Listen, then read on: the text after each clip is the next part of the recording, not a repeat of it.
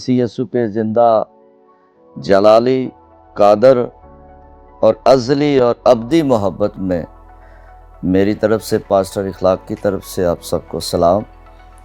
عزیزوں، میں بڑا خوش قسمت ہوں اور میں خدا کا شکر گزار ہوں کہ خدا نے مجھے اپنے جلال کے لیے، اپنے کلام کے لیے ہوشنا چینل پر مدعو کیا اور مجھے یہ بخشا کہ میں یہاں آ کر خداوند کے کلام کی گہری اور عمیق باتوں کو سمجھ سکوں اور لوگوں تک پہنچانے کا وسیلہ ٹھہروں۔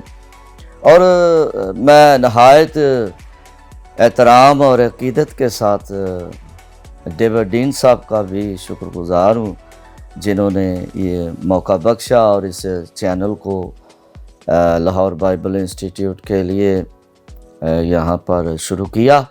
اور خداوند کا شکر ہے کہ ہم خداوند کے کلام کو، جو لازوال کلام ہے، لا خطا کلام ہے، اس کی باتیں ہم خدا کے لوگوں کے ساتھ شیئر کر سکتے ہیں۔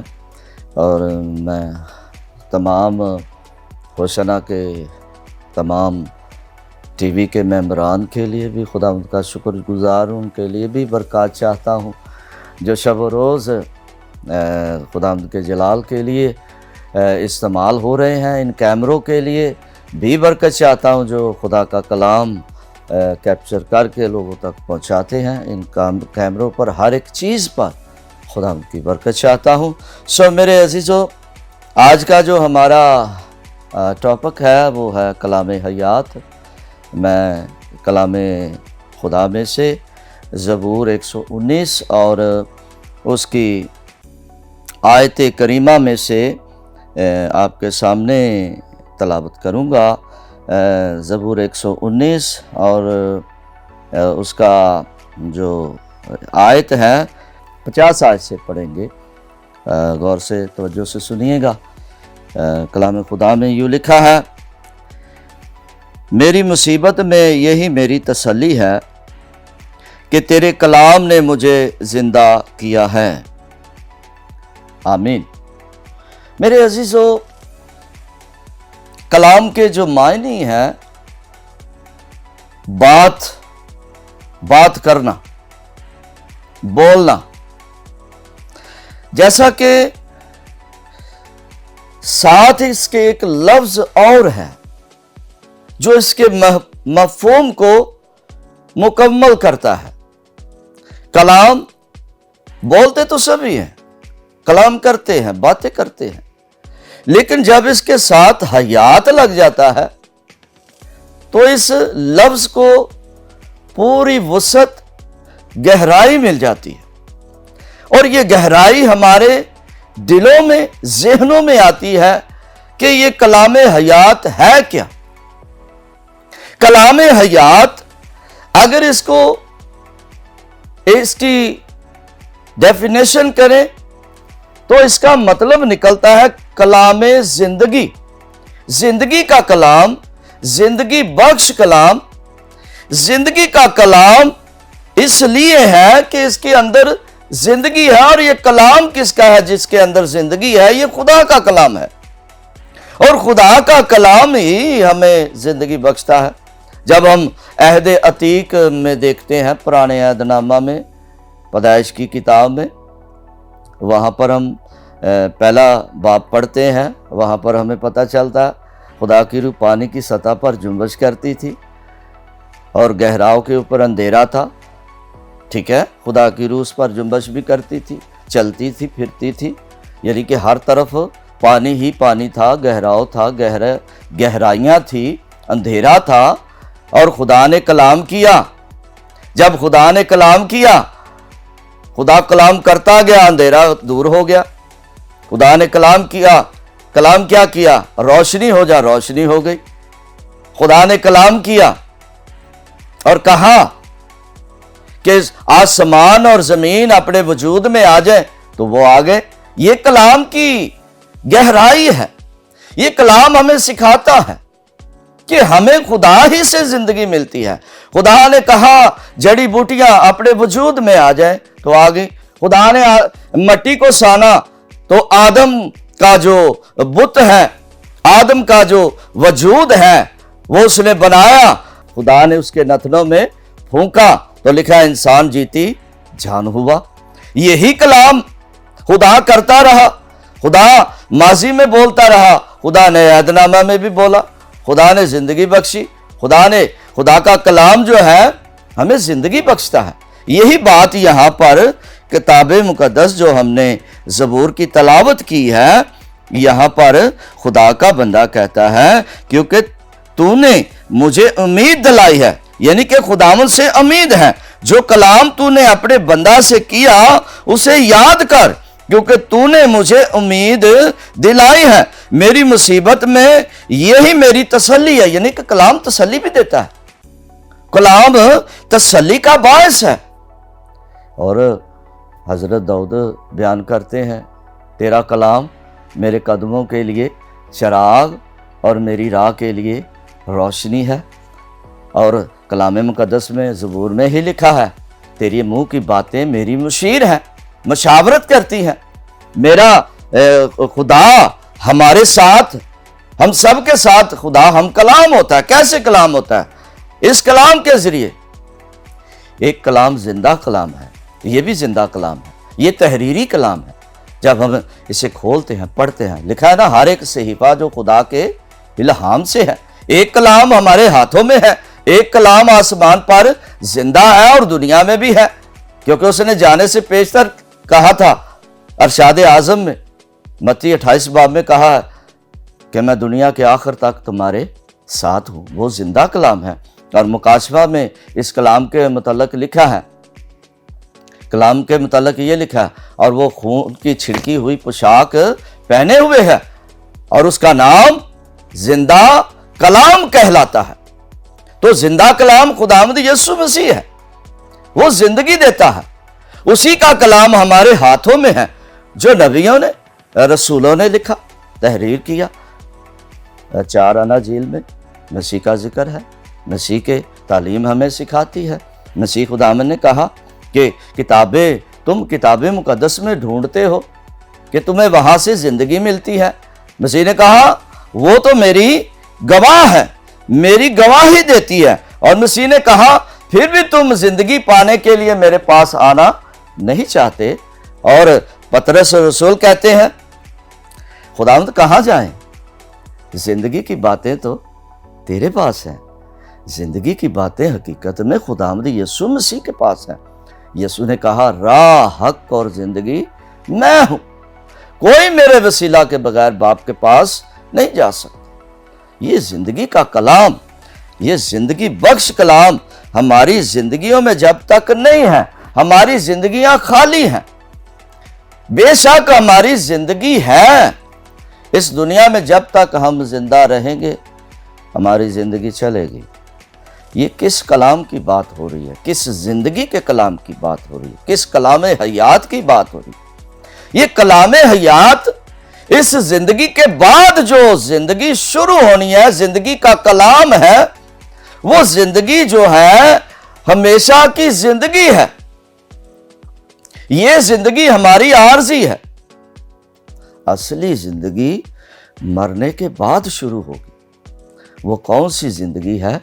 وہ خدا کی بادشاہی کی زندگی ہے، جس میں ہم نے ہمیشہ کے لیے رہنا ہے۔ وہ حیات کا کلام چاہیے ہمیں۔ اور اس لیے جو مسیح یسوع پر ہیں وہ کبھی بھی نہیں مرے گے۔ جسمانی طور پر تم مریں گے، کیونکہ مسیح نے کہا جو مجھ پر ایمان رکھتا ہے اگرچہ مر جائے تو بھی زندہ رہے گا۔ اس زندگی کو حاصل کریں جو مسیح یسوع میں ہے۔ لکھا ہے نا اس میں زندگی تھی اور وہ زندگی آدمیوں کا نور تھی۔ جی ہاں، یہ زندگی دینا چاہتا ہے۔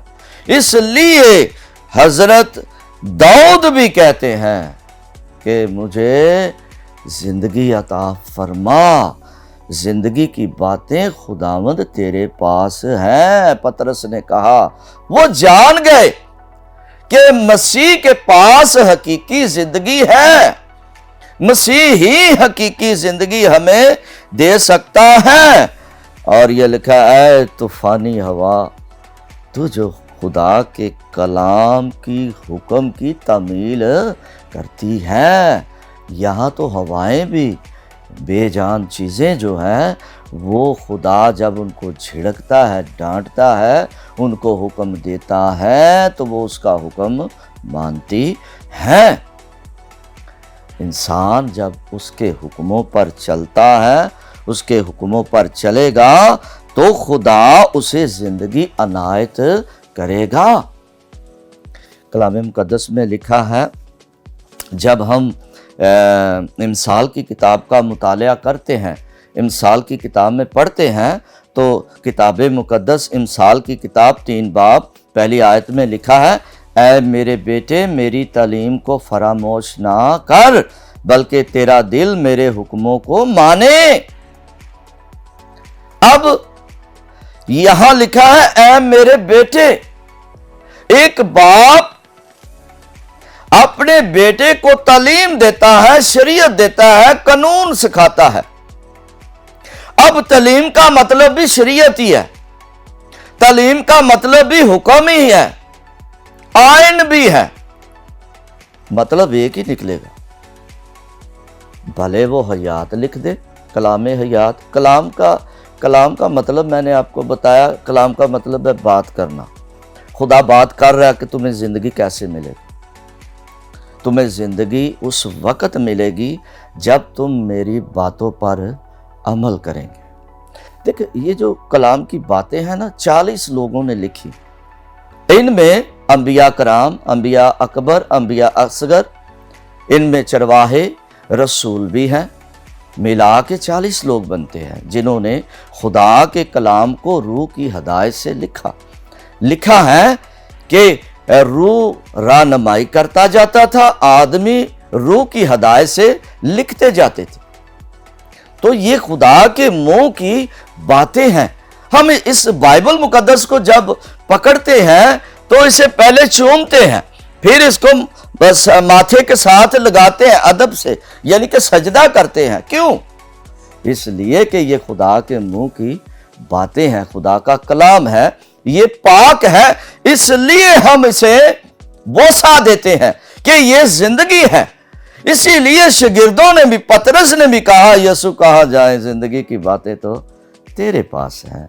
بے شک زندگی کی باتیں مسیح کے پاس ہیں. مسیح نے کلام کیا میں اس لیے آیا ہوں وہ زندگی پائیں اور کثرت کی زندگی پائیں. مسیح کے کلام میں کثرت کی زندگی ہے، وہ کلام حیات ہے مسیح. کیونکہ لکھا ہے ابتدا میں کلام تھا، کلام خدا کے ساتھ تھا، کلام مجسم ہوا، فضل اور سچائی سے معمور ہو کر ہمارے درمیان رہا، اور ہم نے اس کا ایسا جلال دیکھا جیسا باپ کے اکلوتے کا جلال. اور لکھا ہے سب چیزیں اس کے وسیلہ سے پیدا ہوئیں اور اس کے لیے پیدا ہوئیں. یعنی کس کے لیے؟ یسوع مسیح کے لیے. تو خدا نے کلام کیا، آدم کے ساتھ کلام کیا یہ پھل نہ کھانا، جس روز تو نے کھایا تو مر جاؤ گے. خدا کے کلام کی نافرمانی موت ہے. جب ہم خدا کے کلام کو مانتے ہیں تو وہ زندگی ہے. اس لیے آج بھی نافرمانی کا پھل لوگ کھا رہے ہیں. یہاں پھل کلام ہے، کلام کو پھل بھی کہا گیا ہے. ٹھیک ہے، کلام کو بہت سارے الفاظ سے نوازا گیا، بہت سارے الفاظ کلام کے لیے کیے گئے ہیں. سخن، ہندی میں کلام کو سخن کہتے ہیں. سخن کا مطلب بھی ہے بات، کیونکہ خدا کا سخن پاک ہے. خدا کا سخن ہمیں زندگی دیتا ہے. تو یہاں پر جب ہم آگے یہ حوالے کو لے کے چلتے ہیں میرے بیٹے میری تعلیم کو فراموش نہ کر، بھلانا میری تعلیم کو. آدم نے بھلا دیا، مر گیا. بزرگ آدم اگر کلام کو یاد رکھتے، خدا کی باتوں کو اپنے دل میں رکھتے، جیسے خدا کا بندہ کہتا ہے میں نے تیرے کلام کو اپنے دل میں رکھ لیا ہے تاکہ تیرے خلاف گناہ نہ کروں. گناہ کی مزدوری موت ہے. گناہ کا پھل نہیں کھانا، ہم نے ثمر کھانا ہے، پھل کھانا ہے کلام کا۔ کلام کے پھل سے ہم زندہ رہ سکتے ہیں، یہ حیات ہے ہماری، اسی لیے اسے کلام حیات کہا ہے۔ ایک اور بات ہے، جب سخار کے کنویں پر سامری عورت پانی بھرنے آئی تو یسوع وہاں پر اپنے شاگردوں کے ساتھ سخار کے کنویں پر کھڑے تھے۔ شاگرد کھانا لینے گئے، تھکے تھے، یسوع وہاں کھڑے، ایک سامری عورت آئی تو یسوع نے اسے کہا تو مجھے پانی پلا۔ اس نے کہا کیا تو اس ایریے میں نیا آیا؟ تو نہیں جانتا کہ یہودی لوگ سامریوں سے نفرت کرتے ہیں؟ تو یسوع کا کیا جواب تھا؟ یسوع نے کہا اگر تو جانتی کہ پانی تجھ سے کون مانگتا ہے تو مجھے پانی پلاتی اور میں تجھے وہ پانی دیتا، تیرے اندر سے پانی کے چشمے جاری ہو جاتے، زندگی کے چشمے جاری ہو جاتے۔ چشمہ نہیں، چشمے۔ تو یہ چشمہ جو ہے آب حیات کا کلام ہے، کلام ہمارے لیے چشمہ ہے، اس میں زندگی ملتی ہے۔ اسی لیے مسیح نے کہا کہ زندگی کا نور میں ہوں، راہ حق اور زندگی میں ہوں۔ اس لیے ہم اس کلام حیات پر غور کر رہے ہیں۔ کلام حیات ہے کیا؟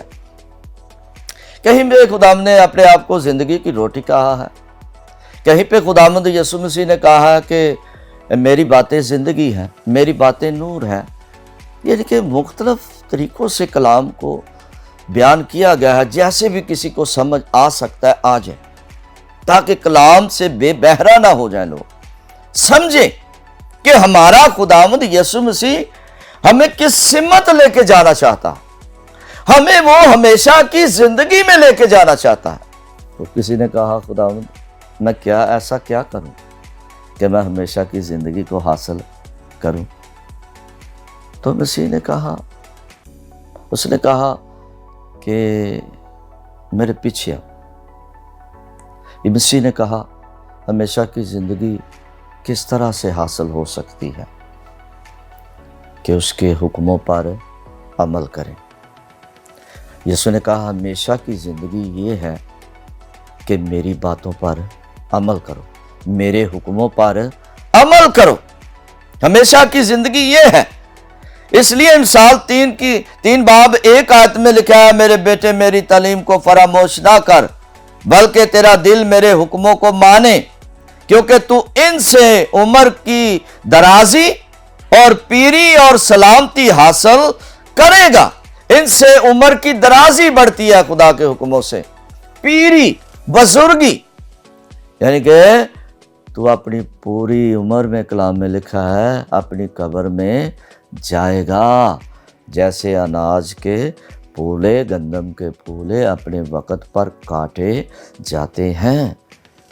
اس لیے یہ کلام کہتا ہے شفقت اور سچائی تجھ سے جدا نہ ہو، تو ان کو اپنے گلے کا طوق بنانا اور اپنے دل کی تختی پر لکھ لینا۔ شفقت اور سچائی کی وجہ سے ہم زندگی حاصل کر سکتے ہیں۔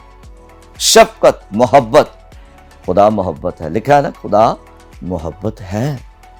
خدا یہ سکھاتا ہے اپنے بھائی سے اپنی مانند محبت رکھ، اپنے ہمسائے سے اپنی مانند محبت رکھ۔ خدا نے کہا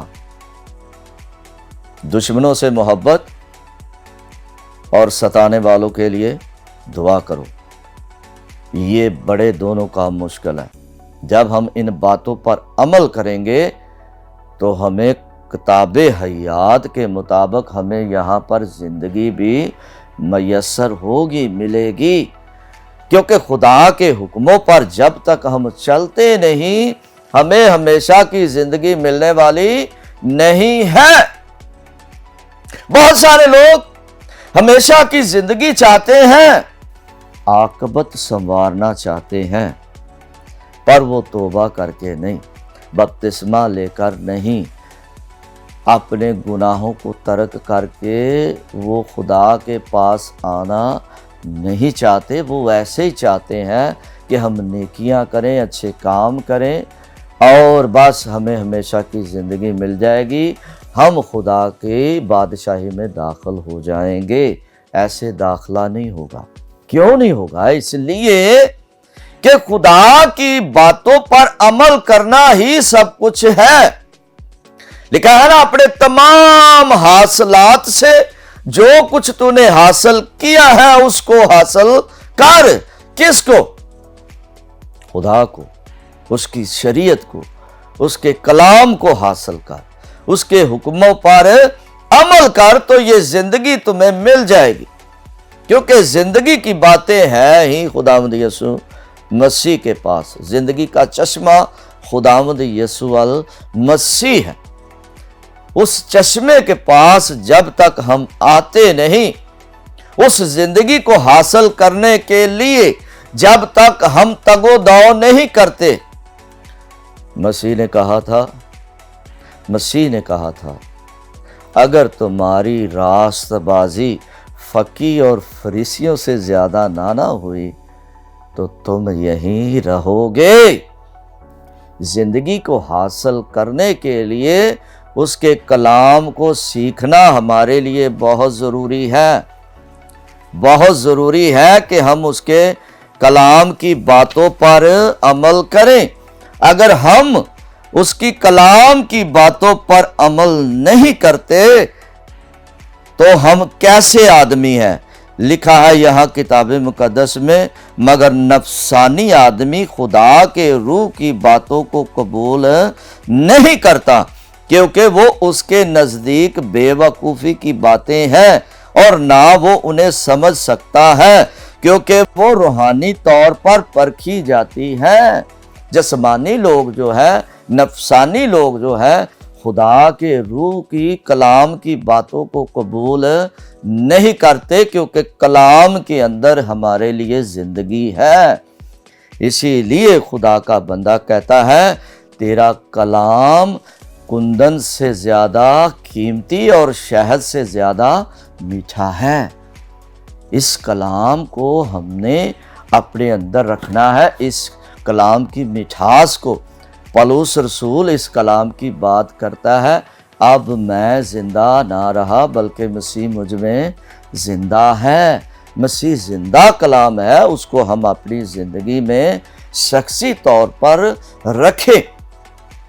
मेरे अजीज़ों, मेरे बहन भाइयों, बच्चों, बड़ों, सब के लिए, मेरे लिए, सबसे पहले सुनाने वाले के लिए ये कलाम होता है। उसके बाद जो वो आगे ट्रांसफ़र कर रहा है उन लोगों के लिए पहले सुनाने वाला अमल करे, फिर सुनने वाले पर खुदा का ये कलाम पूरा असर करेगा। कलाम वो असर उसी वक्त साबित होता है जब हम सुनाने वाले और सुनने वाले एक हो जाते हैं और उसके कलाम पर अमल करते हैं, तो कलाम हमारी ज़िंदगी बन जाता है।